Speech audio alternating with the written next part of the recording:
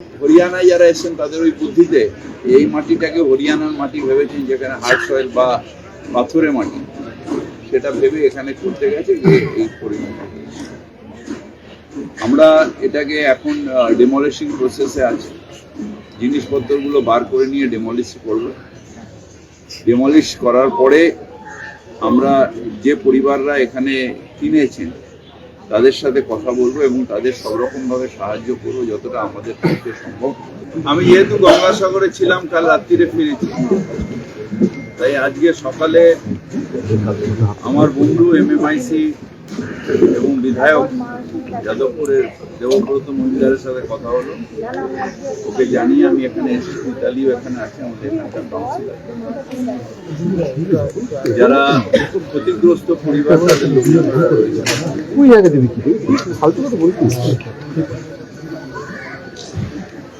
এটা একটা engineering fault হয়েছে। পৌরসভাকে না জানিয়ে প্রমোটার সে নিজে পাকামি করে বোধহয় হরিয়ানার থেকে কাউকে নিয়ে এসে কোনো স্ট্রাকচারাল ইঞ্জিনিয়ারের সাপোর্ট না নিয়ে বা তার ওপিনিয়ন না নিয়ে, কর্পোরেশনের পারমিশন না নিয়ে, বাড়িটা নাকি একটুখানি বেঁকেছিল সেটাকে ঠিক করতে গেছে। সেই করতে গিয়ে এত বড় একটা বিপর্যয়, যেখানে তারা রড কেটেছে, তারা গাড়ি ওঠানোর যে জগ সেই জগ দিয়ে তুলতে গেছে এবং তুলতে গিয়ে একটা এত বড় বিপর্যয় হয়েছে। যারা ওখানে ফ্ল্যাট কিনেছিলেন তাদের আজকে সর্বহারা অবস্থা। এই ইলিগাল প্রমোটিং এ এইটাই সমস্যা, যে যখন কোনো বিপর্যয় হয় তখন যেহেতু ইন্স্যুরেন্সও থাকে না, কিছু থাকে না, তখন যারা কেনেন তাদের সর্বহারা হয়ে যায়। এই ক্ষেত্রেও 2009 এই বাড়িটা হয়েছিল এবং ডেফিনেটলি এখনকার মতন তো আর অনলাইনে নয় বা এতে নয় যে জানা যাবে একটা হয়তো কোনো ফাইল হয়তো হয়নি। সেখানে এরা এরকম ভাবে বাড়িটা করেছে। এখানে একটা বাড়ি না, এরকম তখন এটার এখানকার বা যে কোনো কলোনি এলাকায় এটাই তখন চাল ছিল, মানে নিয়ম ছিল যে তারা নিজেরাই একটা কলোনি কমিটি বা কোঅপারেটিভ তাদের মাধ্যমেই এদের অ্যালটমেন্ট হতো এবং তারা নিজেদের মতন করে বাড়িটা করে নিত। পরবর্তীকালে এখানে প্রমোটার কালচার এলো এবং তাতে অনেক মানুষ যারা সত্যি সত্যি বাসস্থানের দরকার, তারা সেই প্রমোটারদের চক্করে পড়ে গিয়ে এইসব বাড়িগুলো কিনলেন। শুধু এখানে নয়, এখানে আপনার গার্ডেন নিচেও বিভিন্ন জায়গায় এটা রিসেন্টলি আমরা আসার পরে আইনগুলোকে অনেক শিথিল করে, যেহেতু এইসব অঞ্চলে BLR পারমিশন নাকি পাওয়া যেত না বছরের পর, সে BLR অফিসটাকেও কলকাতা কর্পোরেশনে নিয়ে এসে ঠিকা জায়গাতেও এরকম ইলিগাল হতো, সে ঠিকা অফিসটাকেও কলকাতা কর্পোরেশন নিয়েছে। আমরা চেষ্টা করছি যাতে মানুষের হয়রানি না হয়, ইজিতে যাতে প্ল্যানগুলো পাওয়া যায়। এবং সেই প্ল্যানগুলোর মতনই এখানে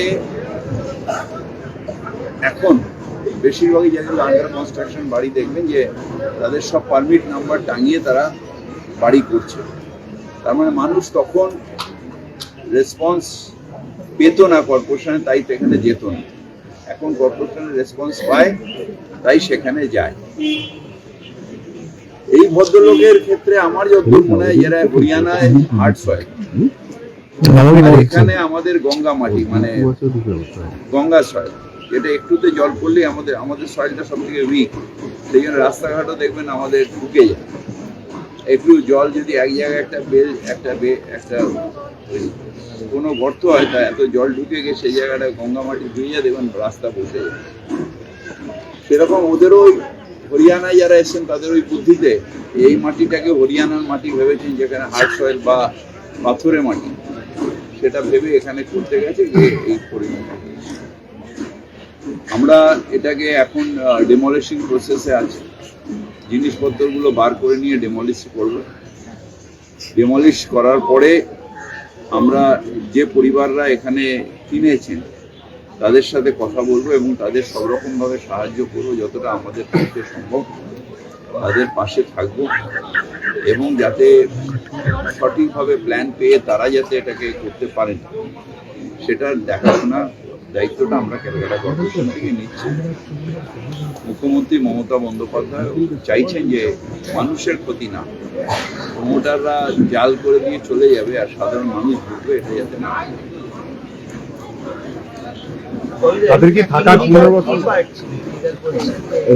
আমার যত মনে হয় আমরা কাল পরশুদিন থেকে আমাদের ডিজি বিল্ডিং খুঁজছেন এই বোরোতে যে প্ল্যানটা ছিল কিনা সেটা এখনো পাচ্ছেন না, কারণ তখন তো অনলাইনে প্ল্যান ছিল, ম্যানুয়াল প্ল্যান হতো, ম্যানুয়াল প্ল্যান জমা হতো। এখন যেরকম অনলাইনে হয় তখন তো অনলাইনে হতো না, ম্যানুয়াল হতো, সেই ফাইলটাই পাওয়া যাচ্ছে না।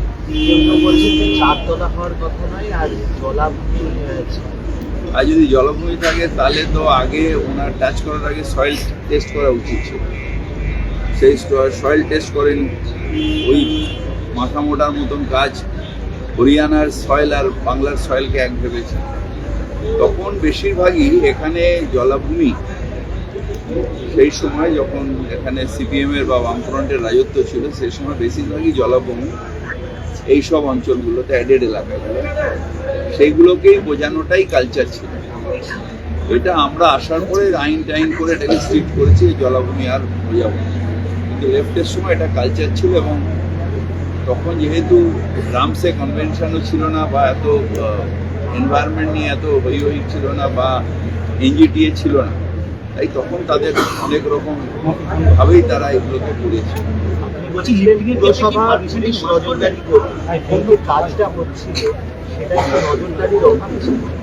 এখানে যে কাজটা হয়েছে এটা না জানিয়ে হচ্ছে, প্রত্যেকটা জায়গায় প্রত্যেকটা ইঞ্চিতে প্রত্যেকটা গলিতে যদি আমরা নজরদারি, মানে একটা জায়গায় 15 দিন অন্তর আমরা একটা যে পৌরসভার যে ইঞ্জিনিয়ার, মানে আমরা কি বলে ইঞ্জিনিয়ার, তাদের আমরা বলেছি, মানে আমরা করে দিয়েছি, রোস্টার করা আছে যে প্রত্যেকটা রাস্তায় 15 দিন অন্তর যাবে, মানে পুরো ওয়ার্ডটাকে তাকে ঘুরতে হবে, প্রত্যেকটা রাস্তায় 15 দিনের রোস্টার করা আছে। সেই রোস্টারটা আবার রিপিট হবে 15 দিন, তাহলে কি কনস্ট্রাকশন, ইলিগাল কনস্ট্রাকশন হলে বা যে কোনো কনস্ট্রাকশন তারা তুলবে। এটা যেহেতু 15 দিনের আগে, মানে 15 দিনের মধ্যেই হয়নি, তার আগেই হয়ে গেছে, সেই জন্য রোস্টার অনুযায়ী সে হয়তো এখানটা যায়নি বলে তার অ্যাপে ছবিটা ওঠে।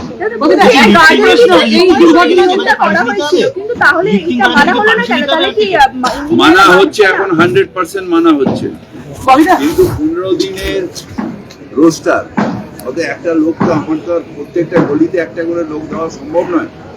একটা ওয়ার্ডের যে সাব ইঞ্জিনিয়ার সে মানে পুরো ওয়ার্ডটা ঘোরে, এই একটা জায়গায় 15 দিন অন্তর তাকে ভিজিট করতে হবে। ইলিগাল বাড়ি হয় বা লিগাল বাড়ি ওখানে হচ্ছে, ওই ছবিটা তুলে নিয়ে ওর নিজের এক্সিকিউটিভকে বাইরে দেখাবে যে। আর এখন তো যেহেতু অনলাইনে আছে, অনলাইনে ওটা মিলিয়ে নেবে যে এর সাথে কি আছে। এই দুর্ঘটনা থেকে শিক্ষা পুরসভা এই দুর্ঘটনা পারমিশন নিয়ে করতে হবে এবার থেকে। যে লিফটিং এর কাজ অনেক জায়গায় হয়, লিফটিং করার কাজ অনেক জায়গায় হয়, যেখানে হেলে পড়া আছে সেখানে স্ট্রাকচারাল ইঞ্জিনিয়ারের সার্টিফাই করতে হয়, সেখানে একজন ইঞ্জিনিয়ারকে দায়িত্ব নিতে হয়, সেখানে যে কোম্পানি লিফটিংগুলো করে তাদের ক্রেডেনশিয়াল দেখতে হয়, তারপরে পৌরসভা তার পারমিশন দেয়।